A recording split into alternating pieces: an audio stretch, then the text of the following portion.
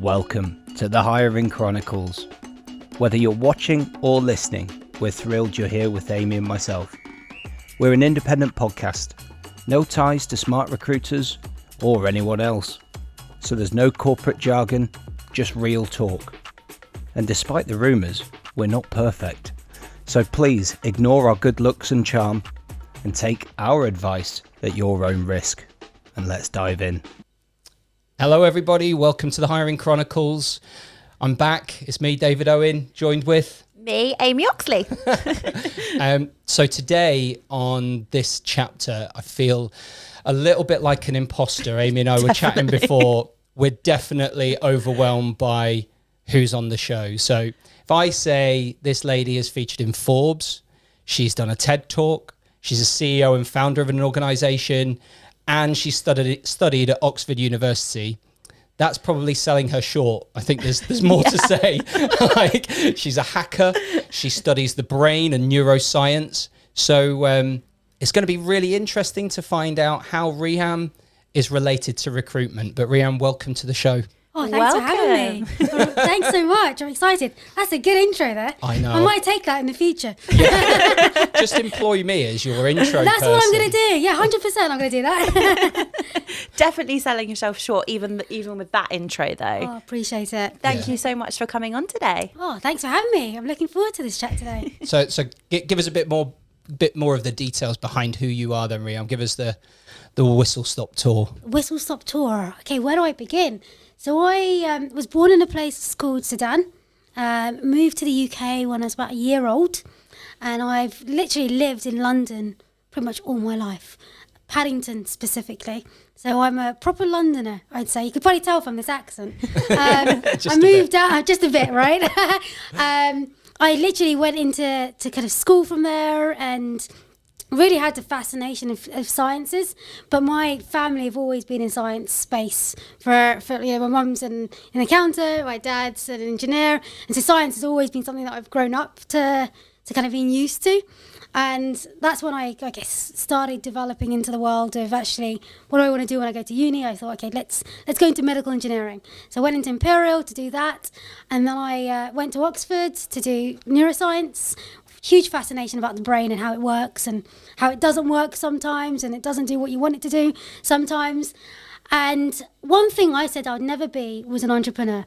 That's the one thing. Why am I here? I failed that, didn't I? Why did you say you never wanted to be an entrepreneur? Where did that come from? Yeah, no, I guess just the stereotypes of what you see in the media around CEOs and leaders, and I just never thought I had a business acumen at all, right? That whole concept of leaders born or made, I always thought they were born to be kind of this kind of entrepreneurial spirits, and it was just one thing I thought, I'm going to leave that aside. I'm going to continue on my academic path. I was going down, the route of lecturer, becoming a professor. That was my trajectory, and that's when I met my co-founder Vivek, and we started going on this path. And I realised actually, entrepreneurship is nothing like the Social Network movie. It's nothing like that at all. It's nothing like the Dragon's Den when you're pitching, and I think all those stereotypes, right, started to kind of waste away. And I realised, you know what? I don't need to be defined by what people think CEOs are like. And that's where I thought, do you know what? Being a CEO, running your own business is such an honour. And in the world of academia, you tend to specialise and you specialise and you specialise until you know a fraction of the world's knowledge. But in fact, when you're running a company, you've got so much breadth, right? You need a jack of all trades, master of none is what I call myself. And I wouldn't have changed it for a world.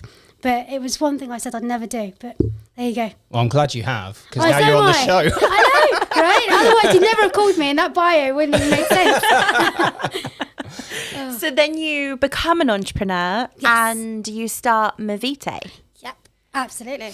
So first of all, Mevitae is what? Where did you get the name? What is the core of the company? Yeah, no, good question. So Mevitae, it's got an interesting definition. Vitae means, or curriculum vitae, so your CV, but it also, which is kind of your career, right? But in Latin, vitae also means life. So your career, your life, right? So that's the kind of symbol behind the name. But sometimes I just think we've over-engineered that.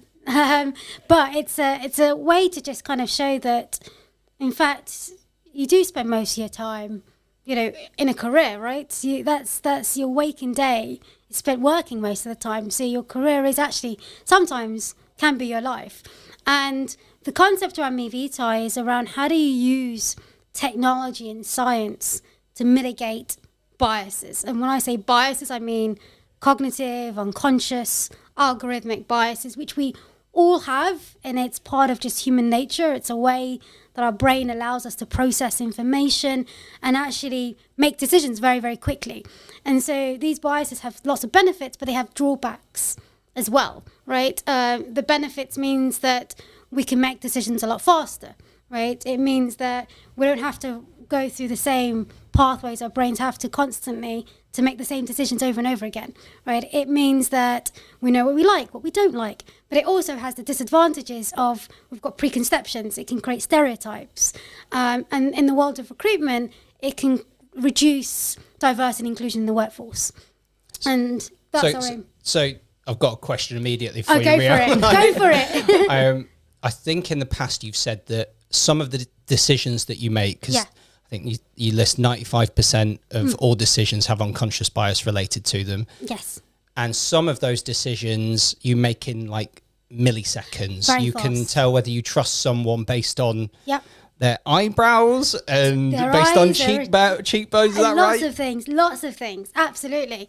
And the moment you see someone, you made a judgment pretty much, right? The way they've dressed, how they look, right? Their style, all of those things, you make decisions out of that. And those are kind of, because what you want to do, what you do in your kind of neurological mind is you start to put people into boxes, because it just means that you can process information quicker. And that's where you end up with having stereotypes, right? And those decisions happen so fast. And that has benefits, but it has the drawbacks, of course. Okay, we can definitely get into that more as we go through the show. I think one of the starting points, though, before we get into the depths of how the brain works, because I know we're going to have a nosebleed. I'm not a doctor. I think what we wanted to do was more probe into you as the businesswoman. How you go about starting the business. That a young black woman going in and founding a company is not something that you see every day, and you're an inspiration to a lot of people going forward. So it'd be great to understand, that journey a little bit more in depth before we go into the neuroscience of hiring. What do you reckon? Am I right in saying that you came up with the idea initially for Mevitae from an application to Microsoft? Is that right? Yeah, no, absolutely. That is where I guess the start of the journey. So I was doing my PhD in neuroscience, and then that's where I met my co-founder Vivek, who's the CTO. Yep. He was doing computer science at Oxford, and at that time he wanted to apply for working at a tech company, and he's a huge Microsoft fan, and applying at a graduate roles is very competitive, right? And there's so many stats in the media that tells you how competitive it is to apply for roles in the moment, especially, tech or STEM roles or computer science roles. So I said to him, there must be another way that you can actually show your talents apart from just sending your CV through the traditional routes. And so what we did is in about a weekend, bashed together an app of Vivek CV. It's a bit like your CV in your wallet kind of concept, a bit like LinkedIn before LinkedIn kind of scaled. And it literally was Vivek CV, right, in an app format. We put it on the Microsoft Windows Store, and it got rejected initially. And I guess they're just thinking, what's the point of having Vivek CV in an app store? What can you do with that? But the aim of it was to try and grab their attention. We then went back to the drawing board, and over again, like another 24 hours, we opened it up for everyone else to put their CV in this app, and completely forgot about it, put it to the side, didn't even notice it was on the store.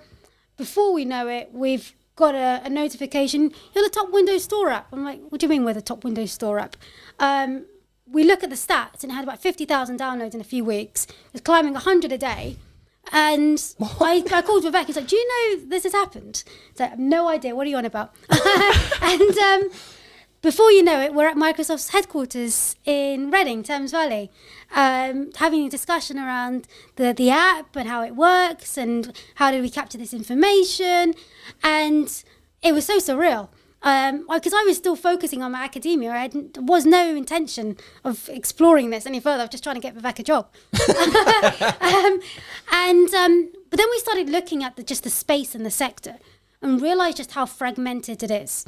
You've got companies on one side, you've got candidates on the other, you've got, recruitment agencies, all these different varies of exploration. But it was just inefficient, right? From an engineering pipeline, it was very fragmented.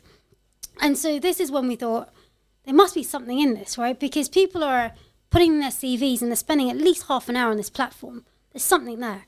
And that's when we started digging deeper and realized from a kind of an employer's perspective, there are lots of challenges along the hiring process. And some of those challenges are related to inefficiencies, but some of those challenges are related to actually diversity and inclusion, creating fairness in the workplace. And that was kind of the starting point of Mevitae before it is now, what it is now around trying to mitigate biases. Initially, it was trying to get Vivek a job. So I've done that now. Vivek has got a job, I can say. He's now the CTO and co-founder of Mevitae. And now I'm on the second job of actually how do you create fairness in the workplace. So basically all you need to do then is just get your head down for a couple of days, bash out an app, and then you're good. Done, right? Yeah. That's it. And then Microsoft just meet you. And then Microsoft you just meet you. I'm ready for that conversation. That must have been such a surreal experience going to Microsoft and it was pitching. Were you nervous? What was that? It was just all a shock. It just all happened so fast. I don't think I was processing it, really. But I remember turning up at Thames Valley and it was huge. They have 4-5 buildings at Thames Valley. Okay. And they were like several floors high. And you just sit there looking up going, oh, wow, this is big. And it was just so surreal. And they were giving us feedback on the app and how do we improve it. And I was like, I don't even know what is this? Like, this was all just an app to try and get Vivek a job. And didn't even think around it could be a business idea. It could be an organization, right? It could be something bigger than what we even thought. But the whole thing, was so surreal, but it's exciting at the same time. And as an entrepreneur, before even, running Mevitae, I was a very risk-averse type of person. Never took risks. This probably version of building the app was the biggest risk I've taken ever. Just purely because I just don't know. I think maybe it's just instincts. I'm not sure. But taking risks is not something that came natural to me at all. And this was one of the biggest ones. Now I'm just like, risk taker. They jump off the cliff and build the parachute as you go along. But I've learned just so much around the journey of entrepreneurship, what it is, and what leadership is, right? But I'm always on the journey and always learning. So what would you give as like guidance as to being an entrepreneur, CEO, like leadership? What are the things that you need? If you could give like 5 attributes. Yeah, that's a good question. So more specifically, I would add to that as a woman for that side.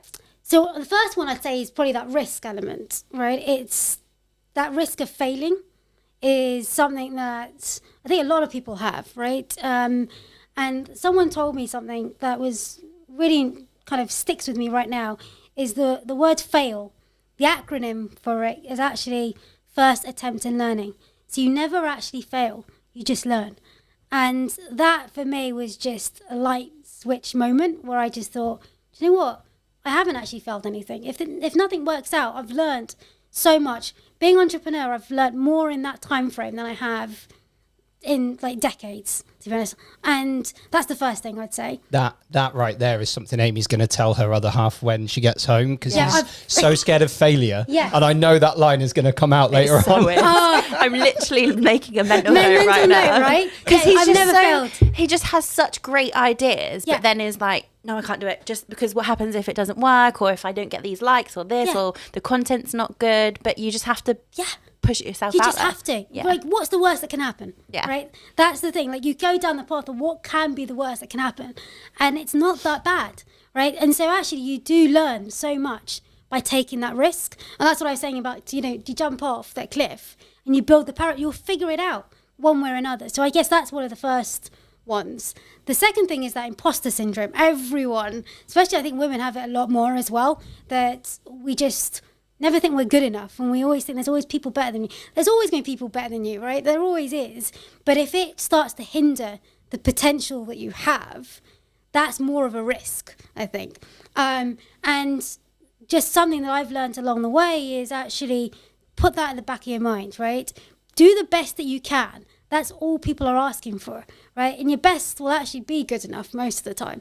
And so that's probably the second thing that I've learnt along the way. That's quite easy to say, though, isn't it? Just put that kind of imposter syndrome in the back. How do you tackle that, though? Is there any like little nuggets that you can just chuck it to the back? So let me give you an example of where actually this became really useful. It's related to the next trait, which is networking. When I was starting off, I was an introvert, believe it or not, right? Very shy, was not used to going out and networking. That whole concept was very foreign to me. And when we started off Mevitae, both Vivek and I are both introverts. I say Vivek is still an introvert to some extent, and I've become more of an ambivert. I'm a bit of a mixture. I realised at the very early days when we had to, you go to events often, right? You have to network, you have to build advisors, build relationships, right? That's how a lot of deals get made. And I remember sitting at the back of, corners of rooms going, I don't want to talk to anyone, I really don't. Or, just get me out of here. And that was really the imposter syndrome, thinking there's some influential people in this room that know stuff better than I do, and I don't know how the hell I'm going to actually converse with these people. And so initially I would just sit there and say nothing. I'd sit there and by the drink section, or I would just go to the toilet and I would avoid any form of networking. Got to the point where I realized this is going to be a big challenge, and the company is not going to scale if I keep doing this. If we're both introverted and we're both not networking, this is not going to work. And so what I started to do was I started printing lots of business cards. And at that time, what I'd do is I would make sure I take at least 20 business cards with me. And I would never leave an event until I gave out those business cards and had conversations with people. So initially, I was there until 11 o'clock, 12 o'clock going, I'm going to be here a while. And I was like, I actually do want to go home. And so that starts to force you to kind of actually just talk to people. And then I just kept doing it, right? And then I would make sure that I'd next have 30, 40, and I just kept doing it. Eventually, it just became natural, and you just find ways to kind of have conversations with people. And now I've got no problem just walking up to someone, just going, hey, I'm Riham, and this is who I am, and this is what I do, and tell me more about yourself. So it becomes easier. But that it starts from that imposter syndrome and moves into, actually, if you kind of put that to the back of your mind and you give yourself little tasks that are little steps that once you've achieved them and you reward yourself, right? Now I can finish networking events, not at midnight. I can actually leave home, and that's a bit of a reward. It really does help. So I like that. Little steps. I think when you say, right, I've got to go to this big event to start networking with loads of people, but if you just give yourself just like, I've got to speak to 5 people. That's all I've got to do today. That's it. Exactly. And even extroverts, I think, struggle at events. I mean, it's part and parcel of my job, but I hate it. It's awkward, forcing isn't it? Conversation is so difficult. It's not a natural thing to do, is it? Right? Or just when people are in a conversation and then you're, hi. You just got to appear. I'm here. The marketing team might go and talk to that person. Oh, really? Do I need to? Must I? Why? Yeah. No, it is. It's very awkward because it's not a natural thing that we tend to do. Yeah. Like, how often are you meant to network in life, right? Yeah. And I guess it's just part of the parcel of, in the world of commercials and the world that we're in, that's a way to meet lots of people. But it's not natural. Why do you think women struggle with that more than men? It's a good question. I think it comes down to confidence is one thing that I think that it's related to. I've got this approach now of just kind of, you fake it till you make it, right? You literally don't worry about what other people think. And I think that's the other thing is sometimes we worry what other people think a lot too much, a bit too much. And that just puts a barrier. Right? If I do this, what are they going to say? Or if I do this, what are they going to think? I'm like, what if they do? Right? Is it really going to stop you? And that mindset is drilled in from a very young age, I think, right? And I think we need more of that in schools to be able to kind of give people more confidence, right? Because if you have that, and I think my family were very good at a very early age of saying you can do it, right? You just, if I wanted to be an engineer, you could do it, Riham. Right? The ambition was always instilled into me from a young age. And I think if we get kids that are at primary school, secondary school, A-levels and so on, with that kind of ethos and trained to have that ambition, to be curious, to have confidence, to know it's okay to take risks and things aren't going to work out. I think people will I think women and men will actually find it more rewarding and learn more. There's definitely a lack of that, because I remember, I have terrible brain fog, so remembering back to when I was in year 10, but I remember there was the workplace, like work experience and things like that, right? But you would have like maybe a lawyer or an accountant come in, or you could go for a job and someone might win it, or you could go and do workplace stuff. But there wasn't a succession of women coming in and promoting themselves as a business owner. You just don't see it in schools, ever. You don't. So I think it starts at a young age. It definitely does. I remember the first work experience I did was a PR agency, and all I did was like filing cabinets was my work experience, and this was secondary school time, and I was like, I don't know if that really is my potential right there. It's a worry, isn't it? I know. Is this really? Hey, look at you now. Maybe that's where you need to begin. Yeah, that's where the thing is, right? I needed more exposure. I didn't know what was out there and what was the art of possible, right? I didn't even know computer science was a thing until very later on. Right now, I can see that computer science is now being taught at a younger age, but we need to see that happening more and more, I think, because if people know what's out there, I remember back in the day, there was something called Connections. I don't know, I'm probably really showing my age. I remember. Do you remember Connections? Yes. So Connections was a great place for you to kind of explore your career path, and you'd have meetings with these kind of career advisors. And I went, they gave me this test to do, and they said, okay, on this test, I want you to tell me what you think your top attributes are. And they would matchmake you with these, it's like career matching. And they said, okay, architecture, engineer, computer science, medicine. Entrepreneurship was not on that list, because it was not on that list. Maybe they didn't think I was good for it, or it just wasn't on there. But Connections doesn't exist anymore. There is no, I guess, chats for career paths anymore. And I think something like that would have been useful, and actually still useful, because you know what the art of possibilities are. Most people, when they get to A-levels or GCSE, you have to pick your subject. So you have to pick what you want to study, or do you want to go through non-university routes. Just knowing what the art of possible is. I remember that, like when I was going through GCSEs, and you're like, right, you have to pick the ones that you want to do, because that's going to be your career for the rest of your life. That's for life. What the hell? Like, I'm just 15. How the hell do I know what I want to be and what I want to study? It's crazy. Exactly it. But hopefully, because of people like you, where you're bringing in new companies and new technology, that work experience can be beyond. I think I did mine in a primary school, so it can be beyond like mine was actually really fun. I could see you as a primary school I went teacher. and was a teacher for a few days. I could see that. Lovely. I could see that. But hopefully, as new technology and kind of things like that come up, then those opportunities will be offered to your kids as when they get to like work experience and stuff. I was just thinking, like, from a business perspective, surely there's an opportunity to create a technology where you key in that data to say what that child is good at, or what their interests are. And then that provides them with a potential career pathway. And then you could link that to the businesses to say, this is the potential future.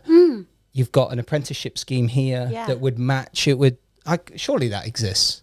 There is lots of kind of work happening in that space of trying to do that matchmaking, but it's quite complicated, right? Because you've got personality, you've got skill sets. It's not a black and white answer. It's always a grey space. But there are organisations for sure doing some of that analysis and kind of mapping of potential and determining what abilities a candidate has, or actually at a younger age, what could they do.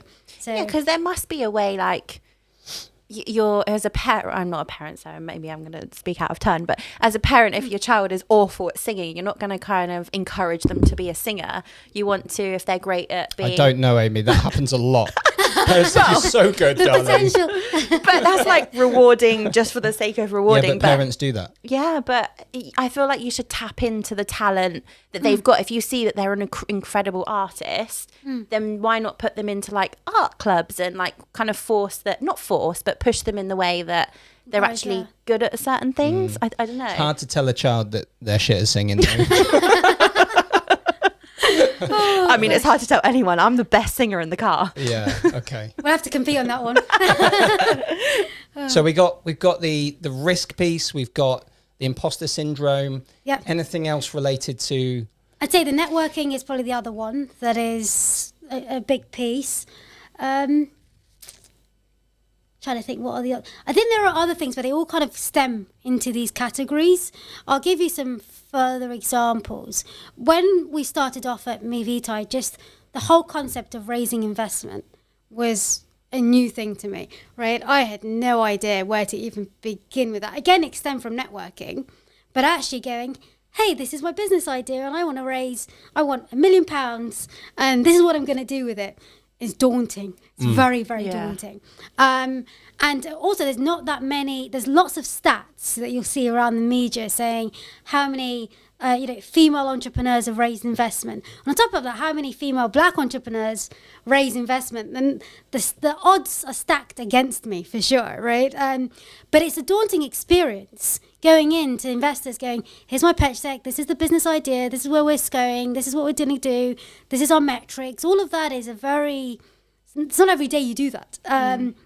But I remember our first time we were raising, it took months and months and months to raise investment rounds, how to network with these investors, how to answer their questions, due diligence, negotiate terms. I had to learn very, very quickly. And so probably the other thing I'd probably say that's related to kind of traits is you're not always going to get it right the first time, but being able to be lean is another approach or a trait that I think is fundamental, because they tell you to, in the startup world, they talk about the lean startup approach of being able to adapt and learn and iterate very quickly, a bit like becoming very agile. And you have to be like that when you're a startup, because you have to do things very quickly and learn very quickly. I had to learn about HR and learn about accounting and learn about finance and sales and investments very, very quickly. And the only way of doing that is actually being surrounded by people who have done it before, right? And this is probably the next thing I'd say around kind of traits and just ability is building relationships with people who have that expertise, that have done it before and know the growing pains that an entrepreneur at our journey would go through. And they will also tell us what the pitfalls that they've experienced before. Or I could write a book on all the things that I've learned from just raising investment and running a company. And so, being able to have these relationships, these mentors. I don't think it's just in the world of startups. I think it's just in life in general, having mentors is an important thing, because they can guide you and they can assist and actually help build that confidence, right? Help with networking, all of those things that we worry about on a day-to-day. Having those relationships is key. Who are some of your mentors then? Some of my mentors. Some of my mentors are, and also some of our investors, to combine together. So there's a guy called Jeff Hughes who used to work at Microsoft, in fact, which is where all of our connections started. So I'd say he's a mentor and also an investor, and actually sits on as a non-exec at Mevitae. There's a guy called Duraj Mukherjee, who's the co-founder of Shazam. So he's a mentor and also I'd say an investor and non-exec at Mevitae. I would say that Simon Samuel is also an investor, a mentor, a non-exec. He's our kind of HR guru, I call him. He knows everything about HR that I could possibly ask, right? All of those people. And then I'd say those are coming from a work perspective. But I also say my family are also just like my mentors, my advisors, right? They keep me sane. Really, when I'm going, I'm pulling You've my hair. got a lot going on. I know, I've got a lot going on. What am I doing, right? I mean, you have some big cheese from Microsoft. You have the owner Shazam. of Shazam. Like, yeah, you've got a lot going on. I've got a lot going on, but I've learned so much from them, and they're the most humble people you'd ever speak to. I remember when I was talking to Diraj, the first time I met him at a networking event, in fact, and he didn't say he was the co-founder of Shazam at all.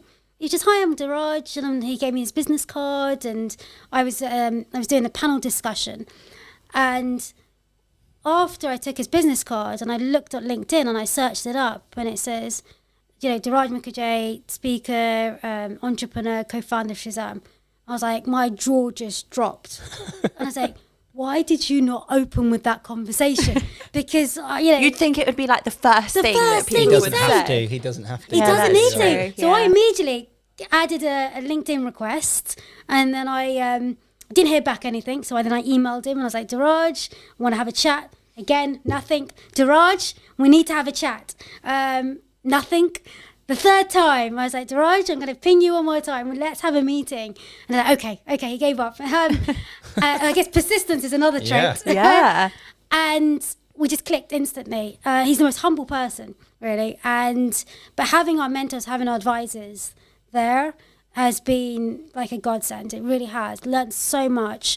And even when we go to our board meetings right now, every quarter, and we have discussions, they're really like a sounding board, really, to just, we making the right strategy, right moves, how do we want to take things forward? Can they help in terms of, what can they help with? All of those things are down to these mentors, these advisors, these non-exec, these investors, I'd say. Can it be a bit overwhelming? Like, for me, I'm like, oh my God, going into a meeting with those kind of people. Imposter syndrome. Like, An imposter syndrome. That imposter syndrome, like being, I mean, I guess you're comfortable with it now, right? But initially having those people saying, yeah, we actually want to invest and partner with you. I'm like, oh my God. That was literally my reaction. Oh my gosh. I wouldn't, obviously. 100%. It was so, I remember the first board meeting, because I've never been to a board meeting before. Right? It's not every day you just join board meetings. True. So our first one was ours. And I was like, and I did so much Googling. What is a typical board meeting like? What do you do in a board meeting? What do I need to send? Do you watch Succession as well? Have you ever seen that? No, I've heard of it, but you need to watch that for the board meetings in there.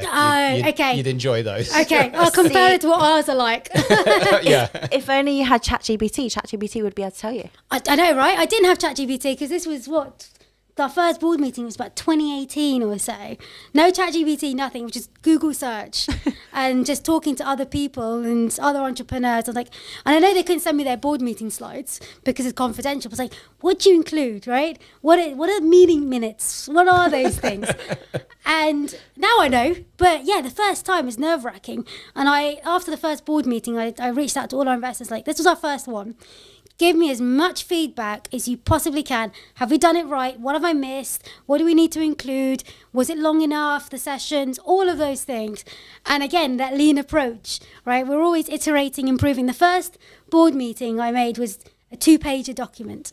Now it's a PowerPoint presentation. So yeah, I've always learnt. I think you set your own rules, because I saw Elon Musk in an interview, and he said that if you're in a meeting in his company, I think it's Tesla or maybe it's Twitter, I don't know.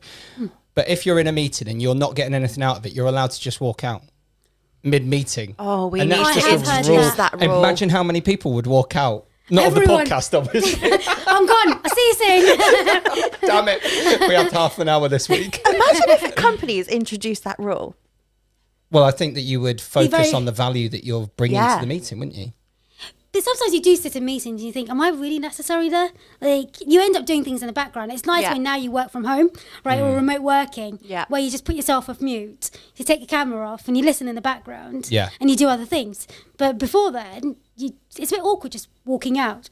It just, it's strange. I mean, you might do that. I sit and listen to every call, always, full attention. Oh, I do that too. Yeah, 100%. I'm listening. Now I know when the camera's off that what you're actually up to. Oh, yeah. Anyway, moving swiftly on because you're exploiting Should we talk about Mevitae? Yeah. In more detail. So it was like a fluky kind of just storage facility initially that you wanted to get Vivek a job. Yeah. It's not that now. It's not. Something far greater with a lot more depth. Yes. Let's just go into the work that you're currently doing and maybe probe in and around some of that bias and what you can teach us about how the brain works. That'd be pretty good. Is it algorithmic bias? Is that the right word? That is the right word. Yeah. Augmented intelligence. All these words. IA. IA. Groundbreaking. Yes. Boom. Oh, you've done your research. Yeah, buddy, let's go. Although we do have a question, augmented IA, but it's referred to as IA. IA. So yeah, augmented intelligence versus artificial intelligence. A lot of the things, I guess, in the media is, man versus machine, right? It's always sounds like it's some Terminator. It's going to take over the world and dominate. It's always got that narrative to it. But in fact, artificial intelligence it's not got to that stage where it's doing that yet, right? It's still in its infancy, right? And there's so much more we need to learn and do.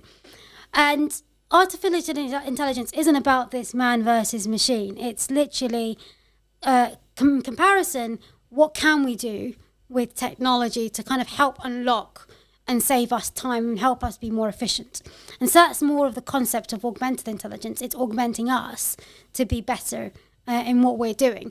And that's kind of the difference. And so for us, when we're talking to a lot of HR professionals, we're saying, we're not trying to replace jobs. We're not trying to replace people. We're just trying to help optimize and help you be better at what you do. And you do the things you like to do, right? Everyone's got strengths and weaknesses.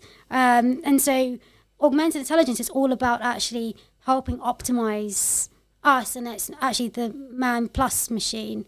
So empowering people through tech. Pretty much. You've summed it up perfectly there. Thank you. Yes. Done. We can go home. Yes, you've done a perfect job there. Yeah, no, absolutely. Exactly that. So moving that swiftly to Mevitae and how you're supporting humans in the hiring process. You can't remove bias, but you can mitigate it and you can help alleviate some of the shortcuts that the brain takes to make decisions, specifically recruiters, about candidates. How does Mevitae do that? Absolutely. So I guess maybe if I touch upon, biases first, and you're spot on there, that you can never remove biases from the human brain. There's over 150 types of biases that exist, right? Confirmation bias, halo effect bias. There's lots of articles out there that discuss all these different types, and everyone has different versions of these biases. It's based on our upbringing, our environment, our genetics. All of these things are a factor. Now, and I said before that it helps us make decisions. Now, in the world of recruitment, when we're first presented with a resume or a cover letter, the way a CV is laid out, you've got the name on the top typically, and big bold writing. You've got an address below. You might have an objective summary, and then it's experience, education, hobbies, references, and all of those, and social media links and stuff like that. Now, and there's lots of stats that says, you spend about 6 seconds looking at a CV, right? The average is everything between 6 to 10 seconds. And what we've done is we've done lots of research with academics around, and what we've asked employees to do is put these kind of headsets on that measure your neural activity in a millisecond time frame, which is how biases happen. And then also we track their eye movement to see where their eyes were licking at the same time.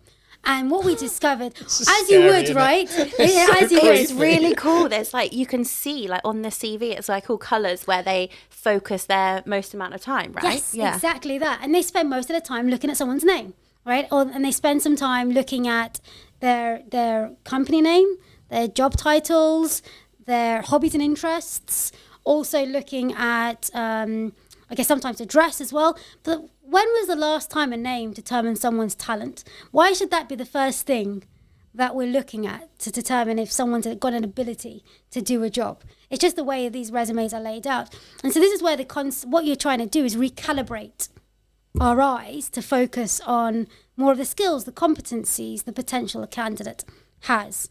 And that's the kind of concept around blind recruiting or anonymized recruiting, or some people call it neutral recruiting. Different terminologies are bandied around.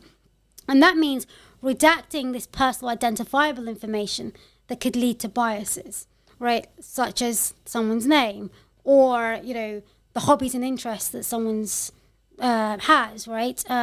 Or the university someone's gone to. right? And these different parameters are up to the company to decide what they'd like to redact. And some organizations have policies now in place, right, such as name blind policies. And it's what we've seen is actually, and our technology is a machine that actually does that anonymization for you, and it runs inside HR systems or application tracking systems. And it does it very, very quickly. It does about 600 documents in 6 seconds. And believe it or not, people used to do it manually, right? Actually take out a CV, like blank it out, and then send it to the hiring manager to read. Yeah. And I'm just thinking, that is very efficient. And so now it's optimized to be able to do it quickly. And that's that augmented intelligence piece, right? And we've seen actually it's shifted the dial considerably. So we've seen an increase in diversity and inclusion, right, by different protected characteristics, in some cases by 30% and in some up to 50%. So more diverse candidates are making it through to later stages of the hiring process and subsequently being hired just by doing this, right? And there's lots of, and what I'm going to say here just to be transparent is there's no silver bullet to trying to tackle diverse inclusion, right? I'm not here to say that you just have to do blind recruiting or anonymized recruiting.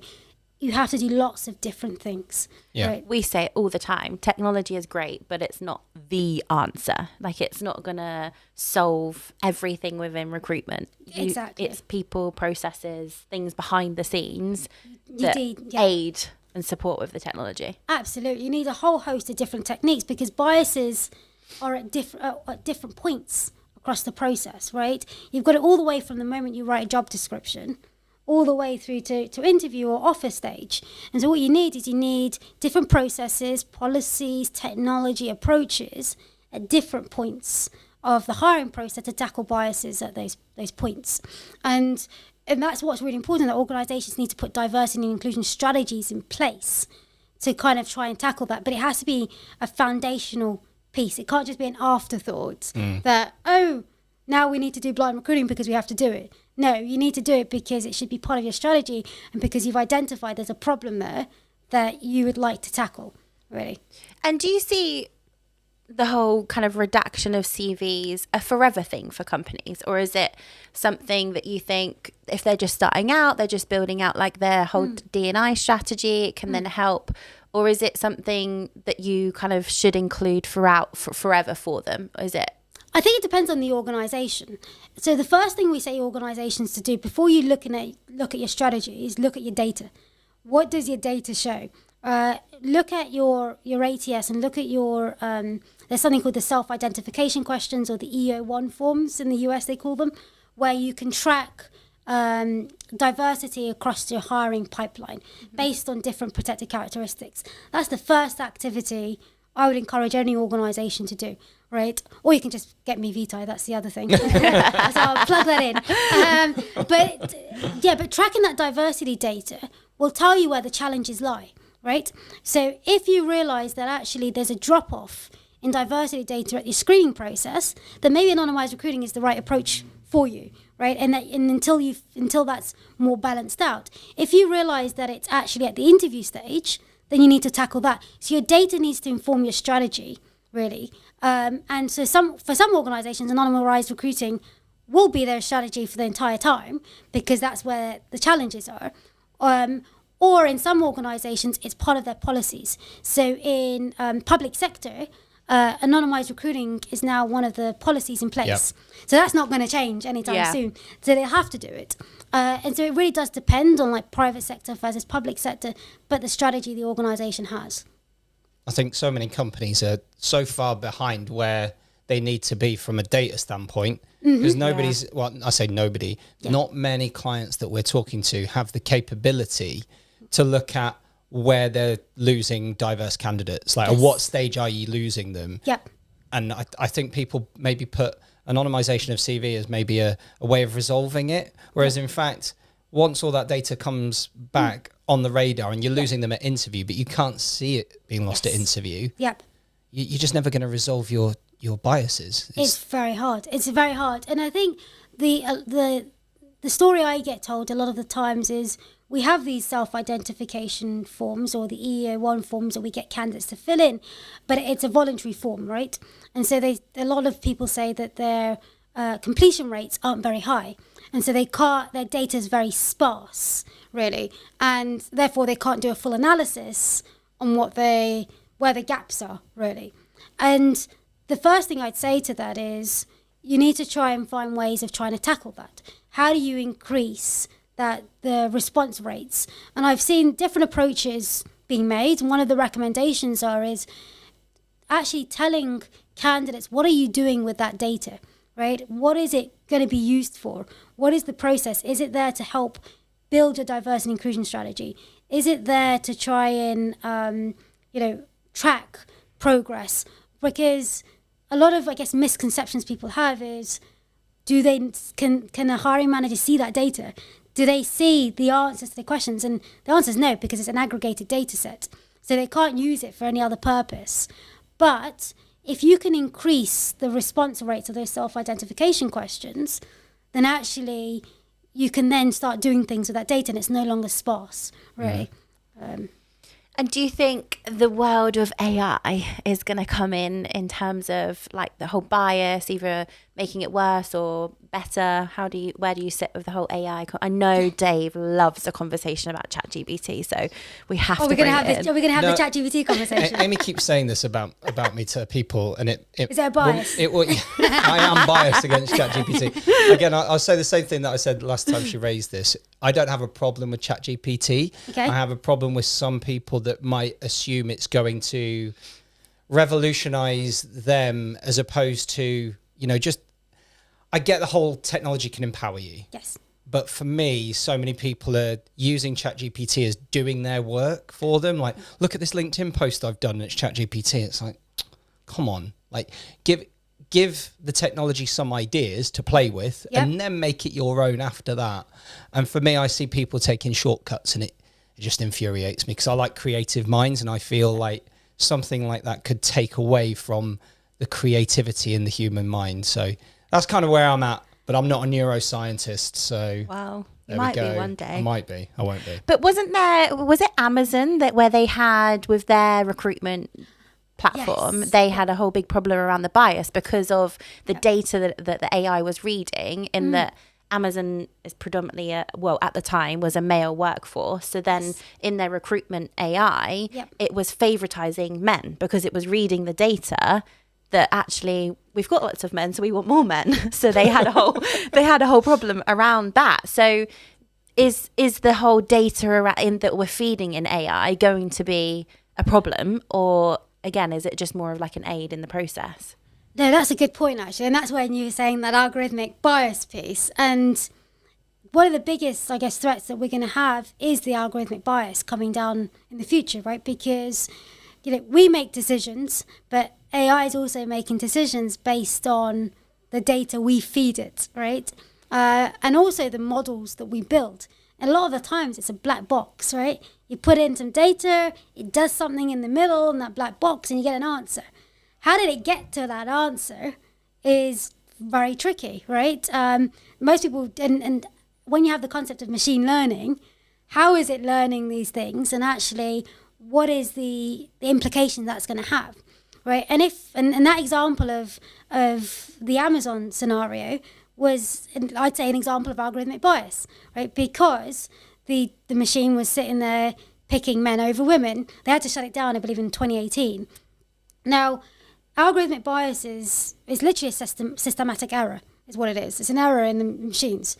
And you'll never be able to remove algorithmic biases from machines, right? It's the same way you can never remove it from people, right? The only way you can ever remove bias is never have people, is the short answer. There's a lot more redundancies coming. Because I was just thinking, but if you feed it with good data, what is good data? But then literally in my head I was like, but what is good data? Because to me versus what Dave thinks is good data could be very different. Very different. Exactly. I think factual data but what's factual to who? I think if you were looking at, well, as an example in my mind, the way I would see it as being cleaner is if you were looking at the tenure of somebody, how they've performed over a set period of time, and what they've achieved in relation to their goal. So if it's a salesperson, they hit their target 3 years in a row, they were always on time and they did well in every performance review. That to me, in my mind, is a good hire, irrespective of their background. Yeah. And so the data should be derived based on the sales success of 20 individuals. And then you look at the other things affiliated to that data, in my mind. Like, that's how I would. That's just one example. Point taken. There is something that's really interesting. So a lot of organizations, so I believe it's IBM, Microsoft also, they're investing a lot of money into the world of algorithmic biases to try and tackle it, right? Because it's going to be a very important thing. But also there's a lot of, I guess, AI ethics that starts to creep into this conversation, right? If, at the moment, machines can't make decisions for us, right? Where even in recruiting, you can have machines to aid, but the buck still lies with the person as opposed to the machine. And some of the ways that organizations are trying to tackle this is they're putting in audits in place. So AI audits, in essence. The ICO are looking into that. I guess there's also the CDI as well that are also looking into it. And there are lots of factors that lead to the effectiveness of an AI being built to try and mitigate algorithmic biases. Transparency, right? How does machine come to a decision? It can't be just a black box anymore, right? The data itself, right? Is it good data, bad data? Is it representative data? Because again, you don't want it to be skewed and there was examples of this where for facial recognition many years ago, where a machine couldn't pick out different people of different skin complexions, right? Because the data that was fed wasn't representative. Oh, wow. And so, again, that's another area of algorithmic biases. So data representation becomes very important. The models that are being built, how are they being built? Who are they being built by, right? Are they of a diverse team? So they don't all have the same mindsets, and you need to have a diverse team to build kind of AI modules, etc. And so governance is another. So there's lots of factors that are now starting to take into place that determine, is this built in a way that is trying to tackle algorithmic biases? Then it's in essence a framework or a governance around it. New York are putting in laws in place around this topic, right? You might have seen on the BBC some articles and media around AI grading systems as well. So all of these are starting to take into place, and I'm expecting that we're going to see more of them as we continue, because we're becoming more and more dependent on AI or augmented intelligence, and we want to make sure that it's regulated. And the ethics of it is, if we capture it early, we're trying to actually prevent something that can cascade in the future. It's quite scary, like just the whole piece about how it could have bias in itself is a bit freaky. I don't like it. Yeah, I was listening to a podcast a few weeks ago, and they were talking about how AI is actually incredible. It's a really, really like amazing piece of like tech or whatever. Yeah. But it's the people that use it that are just going to ruin it, and just that's the scary thing. It's the people that put the data in, and the people how they use it is then going to almost essentially ruin. Well, look at it in recruiting. We have all of these pieces of tech, but are they ever used properly? Yeah. So I mean, we have like cards down feedback, so I don't see what somebody else has said about a particular candidate. You can anonymize the CV through Mevitae. Yeah. But then when a hire is made, let's just say I didn't maybe agree with the hire. Yeah. I don't get to see that breakdown of why the hire was made. And I think that kind of data is massively missing in our industry right now. Like you see, the hiring manager made that hire because their preference. But what did the other people say? And if they didn't agree, is there a discussion about it? How do we use technology to make sure that isn't happening? Because somebody in a position of power does have bias, and they do have the power to make the decision, and therefore all the tech that's gone before is irrelevant because they've not listened to it. I agreed. And I think also the other problem is, I think we use the word fit, right, and a lot, right? The person doesn't fit, or they're not a good fit, or there's no cultural fit. But again, when people say that, what does that mean, right? It's a way to, you can easily Did I say fit? No, you didn't. I don't think you did. You're okay. Let's redact that. You're going to use Mevitae for that. Yeah, please. It'd break if it had to use me. Like. But yeah, the word. So those kind of things becomes very tricky, right? Because it's not quantifiable. And how do you measure it, right? What does good talent look like, right? And how do you define it? What does good look like in an organisation? And how do you define it? Those are all important factors that we need to take into account. So we're not actually, it's not a way to screen people out. And I think the way traditionally the recruitment process is built is that it's a way to screen people out as screen people in, right? It's, you're cutting your numbers, right? You're starting with thousands to one. But actually, that kind of weeding of people out means you miss a lot of potential, right? People who have so much talent, right, that have they kind of got barriers to entry and they're being missed, right? And I'll give you an example. Let's take into account neurodiversity, right? Neurodiverse candidates, right? Or candidates who don't perform well on psychometric tests, for example. I would fail a psychometric test constantly. I'm not very good at them. I mean... Overthinking. No, I would. Let's do one. Yeah, right. That could be our next thing. We could all do a psychometric test before the next podcast. So should. Let's not. It's a good thing I'm not part of that process. No, that's what you signed up for. Oh gosh. But yeah, so it's a way to screen people out, right? But there's some people that are really good who need to get a chance, right? They need an opportunity to actually shine. Or they need the hiring process slightly to be adapted to account for their differences, really. And once they're in and they've got the kind of support, right, and the motivation and empowerment, they could really shine, really. So yeah. Okay. Speaking of shining, so if you could have a magic wand for your here comes the question.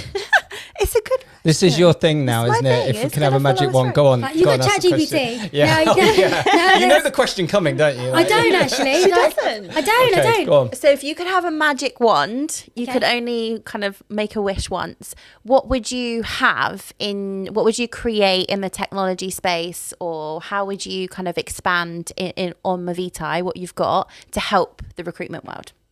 That's such a good question. I would never have predicted that question. No. See?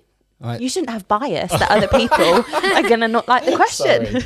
Oh, okay. If you had one thing that you could either change, create, or do within the recruitment world. And an adaptation to that could be, or if you think a particular area is really missing piece of technology right now. If you think it's really good, maybe don't say it on the podcast because we might have a good idea we can collaborate on. Yeah, and if you need more time, we can do it on our conclusion. No, I think I've got an answer. It's not a tech, but I think it's a thing that I think would be good to see in the world of recruitment, which is I guess we're talking about data and we're talking about creating fairness in the workplace, and right, we talked about tracking that information, but the way we track that information at the moment is relying on things like self-identification questions, etc. And organisations report to their boards around how well their organisations are doing. But what would be great is to have a way where we can, I guess, hold organisations accountable to diversity and inclusion around fairness in the workplace, right? A way to be able to measure it and quantify it, so that we all know how well we're doing, and that's transparent, right? That's a way that we can actually collectively think about this. We all agree on it. I don't know, this is probably perfect world scenario, but it's a way that will create accountability, responsibility, but it's a way to actually make sure that we are all moving towards a fairer workplace, really. You could call it like a diversity level agreement, something along those lines. It could to be keep like people something accountable. that plugs into like your email, so you can see like the tones and the words that you're using, like follow you throughout your whole day, and then see how you are kind of tracking on that scale. Precisely. That would be cool. Okay. You're hired. Wow. Might redact that as well. Well, yeah, I mean that's been like an hour of like interesting conversation. Oh, time is flying. I I didn't know, realise an hour. yeah, we've Wow. done the hour. So, you know, if you've made it to the end of this podcast, then it's obviously been pretty special. But for me, like, my mind's a little bit blown. Like, definitely need to sit down. I know I'm sat down, but I need to continue sitting. I might need to do that too, you know. You might need a custard cream or do you know a what? piece of shortbread. I know you've got shortbread and custard cream, so I'm going to take both of those. I'm going to scoff them down. Take them. It's fine. Awesome. Well, thank you so much for coming on. It's been a pleasure. Oh, thanks for having me. Absolute pleasure. Thank you so much. No, thanks for having me. Really appreciate it.